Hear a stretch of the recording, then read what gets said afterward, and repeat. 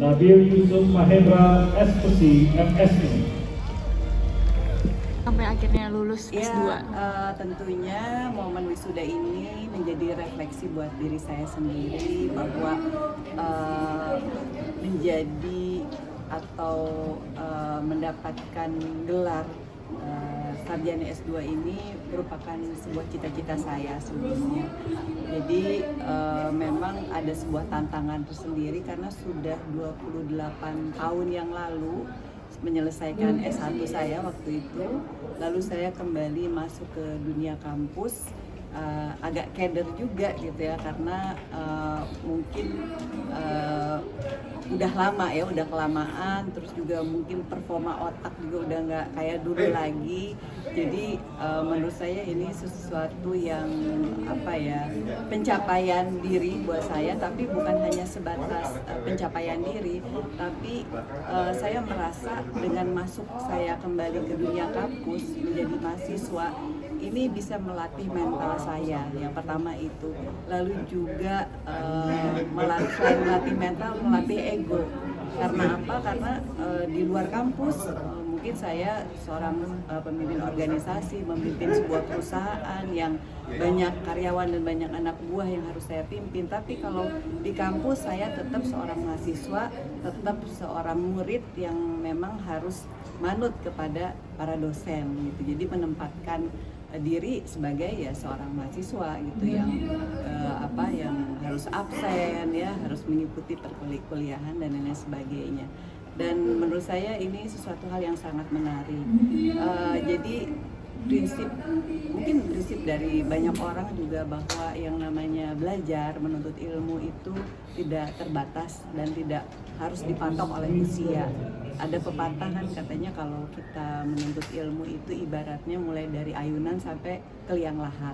Jadi menurut saya di usia saya ya sekarang yang sudah masuk usia senior, menurut saya banyak hal yang positif ketika kita kembali menuntut ilmu ya, dalam arti masuk ke dunia kampus. Bahkan ada studi yang menyampaikan atau menunjukkan bahwa dengan kita di usia yang senior ini terus menuntut ilmu itu bisa melatih pemikiran kita ya, mengurangi masalah-masalah kognitif ya, seperti penurunan fungsi otak dan lain sebagainya. Jadi kita terus distimulasi sehingga nggak akan pikun. Jadi ya mudah-mudahan dengan apa yang saya lakukan ini paling tidak selain bisa memberikan ilmu, saya bisa memberikan kebermanfaatan untuk orang banyak, untuk masyarakat ya, tetapi juga paling tidak bisa memberikan manfaat untuk diri sendiri dan keluarga. Jadi saya berupaya dengan apa yang saya lakukan ini bisa memotivasi, mungkin bisa menginspirasi keponakan-keponakan saya ya, supaya dia juga bisa melanjutkan kuliahnya, misalnya yang S1, yang malas-malasan kuliah.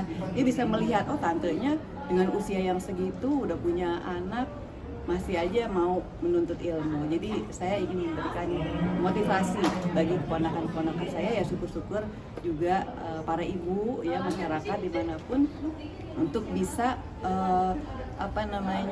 mengisi waktu itu sesuatu dengan hal yang produktif gitu ya, produktif, bermanfaat ya. Kita bisa menimba ilmu atau ilmu-ilmu yang memang baru bagi kita sendiri ya, ilmu psikologi ya.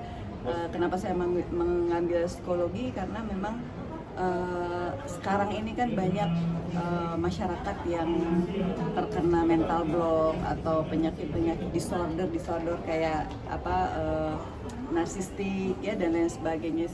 Menurut saya sih ini sesuatu yang sangat menarik untuk dipelajari, karena psikologi ini meneliti masalah kita sendiri gitu ya, mempelajari masalah kita sendiri, ilmu yang mempelajari proses mental dan perilaku manusia yang sekarang kayaknya udah mulai banyak aneh-aneh ya, ada yang bullying, mahasiswa yang bunuh diri ya. Ini menurut saya sih harus kita observasi kenapa bisa terjadi demikian gitu. Paling tidak kan saya sebagai seorang ibu, sebagai yang punya juga banyak saudara, anak dan lain sebagainya kan, paling tidak bisa mempraktekkan ilmu yang saya punya paling tidak untuk lingkungan keluarga saya sendiri. dulu gitu. Struggling gimana sih? Bukan nggak linear nih sama esosnya dulu gitu. Ya, jadi memang awalnya tuh saya tidak ingin menjadi psikolog ya. Saya hanya ingin mendapatkan ilmu mengenai perilaku manusia dan juga proses mental ya. Awalnya sih seperti itu. Tetapi ketika saya mempelajari ilmu psikologi ini semakin menarik. Jadi saya ingin memperdalam lagi dan sekarang saya melanjutkan S3-nya di universitas yang sama dan mengambil fakultas yang sama, fakultas psikologi. Nah, lalu saya juga sepertinya harus ada ada goalnya gitu, yang tadinya hanya ingin aktualisasi diri, yang tadinya saya hanya ingin untuk mengembangkan diri saya gitu dengan sebuah ilmu psikologi ini. Akhirnya saya tertarik sepertinya kenapa nggak nyemplung langsung ke profesi psikolog gitu, karena sepertinya juga masyarakat khususnya menengah ke bawah banyak yang memerlukan profesi ini gitu kan. Banyak sekolah-sekolah yang anak-anaknya kena bullying tapi mungkin karena tidak ada dana atau sekolahnya mungkin anggarannya tidak mencukupi untuk memberikan sarana konseling atau psikolog gitu ya. Kenapa tidak, saya mungkin bisa memberikannya secara cuma-cuma untuk masyarakat tidak mampu gitu ya, kalau saya memang sudah menjadi psikolog. Akhirnya saya mengambil psikolog itu karena harus menjadi psikolog, karena menjadi psikolog itu harus linear. Saya S1-nya tidak psikolog, saya ngambil ilmu komunikasi. Jadi saya kembali lagi juga kuliah S1, jadi saya ngulang lagi dan itu juga lebih menarik lagi. Saya di kelas itu harus berinteraksi dengan anak-anak yang mahasiswa yang usianya jauh di bawah saya, yang seumuran dengan bahkan di bawah anak saya ya, yang 19, 18. Tapi seru sih. Jadi saya juga lebih update dengan hal yang kekinian seperti FOMO ya dan lain-lain. Jadi saya lebih gaul juga sih sama. Ini hal-hal yang menantang dan tapi menarik sekali. Jadi saat ini saya mengambil S1 juga mengambil S3 sekaligus. Kalau S3 ini kan lebih banyak online ya. Tapi kalau S1 itu diharuskan offline. Gitu. Jadi memang hari-hari saya sekarang di dunia kampus dan ini merupakan tantangan sendiri gitu. Jadi kendalanya sebetulnya sih waktu ya. Itu nomor satu tuh waktu. Tapi saya mencoba untuk bisa memanage waktu ini. Yang penting keluarga tidak terlantar, dalam arti waktu untuk suami itu harus nomor satu. Lalu juga organisasi yang saya pimpin, Ikatan Pengusaha Muslim Indonesia. Dan prioritas adalah saya bisa lulus cepat sih maunya. Ya. Jadi kayak juga seberapa penting sih maksudnya kesehatan mental. Kesehatan sekarang gitu. Iya, apalagi sekarang itu dunia udah mulai makin tua ya, persoalan makin banyak. Termasuk di negara kita ya. Sekarang kita sepertinya sangat prihatin sekali, setiap bulan bahkan setiap tahun ada aja permasalahan yang terkait dengan mental, terutama mental generasi penerus ya. Banyak yang mahasiswa yang kemarin ya kasus-kasus seperti bunuh diri ya, itu saya pelajari ternyata permasalahan bunuh diri itu ada tekanan-tekanan yang luar biasa terhadap anak itu. Mungkin juga di lingkungan sekolahnya juga ada inner childnya dia, masa kecilnya dia mungkin juga sudah ada permasalahan ya. Memang kita tidak bisa langsung menjudge bahwa orang ini misalnya ada bipolar atau lain-lain sebagainya. Itu harus dilakukan observasi sih sebetulnya. Jadi menurut hemat saya ilmu psikologi ini sangat penting karena sangat melekat kepada diri kita sebagai manusia gitu. Dan permasalahannya malah semakin kompleks gitu ya. Banyak istilah-istilah baru yang terkait dengan penyakit mental yang menurut saya harus bisa diberikan solusi ya. Seperti bullying, itu kenapa anak-anak kok bisa membuli orang sampai sekeras itu ya. Ternyata mungkin dulu dia juga sempat dibullying juga sama entah itu sama saudaranya atau sama temannya sendiri ya. Nah ini juga yang harus ditelusuri gitu, dan harus mendapatkan perhatian bukan hanya dari pihak orang tua tetapi juga pihak pihak kampus dan juga pemerintah ya, untuk bisa memberikan sebuah kebijakan supaya tidak terjadi pola berulang gitu. Jadi harus ada koordinasi juga dengan para konselor atau para psikolog ya, sebaiknya seperti apa menghadapi anak-anak supaya nggak kena mental seperti itu.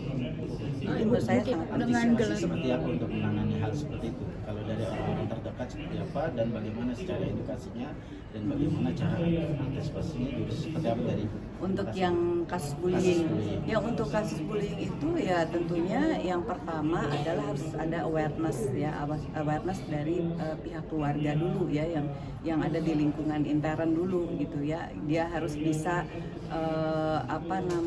mengawal sejauh mana anaknya bisa berada di lingkungan sekitar gitu ya, dan dengan siapa dia bergaul itu juga sangat penting gitu. Karena tanpa perhatian dari orang tua ini anak kan akan menjadi liar gitu. Jadi pertama memang ya tentunya tanggung jawab orang tua ya terhadap anaknya. Dia harus bisa memberikan fondasi yang kuat dari sisi spiritual, dari sisi agama, itu dulu yang penting. Lalu juga koordinasi dengan pihak sekolah gitu ya, dan pihak sekolah juga harus ada kebijakan yang memberikan ketegasan terhadap anak-anak yang suka membuli gitu. Jadi saya sempat nulis di Instagram gitu bahwa kasus ini harus mendapatkan perhatian, harus ada kebijakan yang tepat ya, yang tegas untuk anak-anak pembuli ini, dan juga harus menyiapkan psikolog atau bagian konseling ya ketika anak-anak dibully, supaya dia nggak tertekan ya, dia bisa sembuh secara mental karena habis dibully. Ya harus ada jasa psikolognya. Oleh karena itu ya kenapa saya milih menjadi ini, yang mudah-mudahan saya bisa membantu gitu sekolah-sekolah yang nggak mampu memberikan sarana dan fasilitas konselor. Dalam hal ini adalah jasa psikolog gitu. Jadi itu penting sekali sehingga anak tidak berlarut-larut ketika mendapatkan bully. Akhirnya dia menjalani kegelisahannya sendiri gitu. Mungkin tidak ada keterbukaan juga dengan orang tua, dengan guru. Tapi kalau ada psikolog, mungkin kan psikolog punya caranya mengobservasi supaya anak ini mau terbuka dan bisa sembuh mentalnya gitu. Jadi menurut saya sih dua hal itu yang penting, kebijakan yang tegas untuk yang pelaku pembuli, supaya anak-anak yang mau membuli tuh mikir lagi, oh ini udah nanti diskor, nanti nggak dapat nilai atau dikeluarkan dari sekolah itu. Setelah itu yang penting lagi, anak-anak yang dapat bullying itu bisa mendapatkan sentuhan dari psikolog atau konselor untuk bisa memulihkan rasa kepercayaan dirinya, memulihkan kekecewaannya dia, sehingga dia tidak langsung kalau yang ekstrim kan yang bunuh diri gitu ya karena dibully, hal yang tidak diinginkan tidak terjadi gitu. Itu sih yang menurut saya yang paling penting dengan kasus yang sekarang gitu. Terima kasih.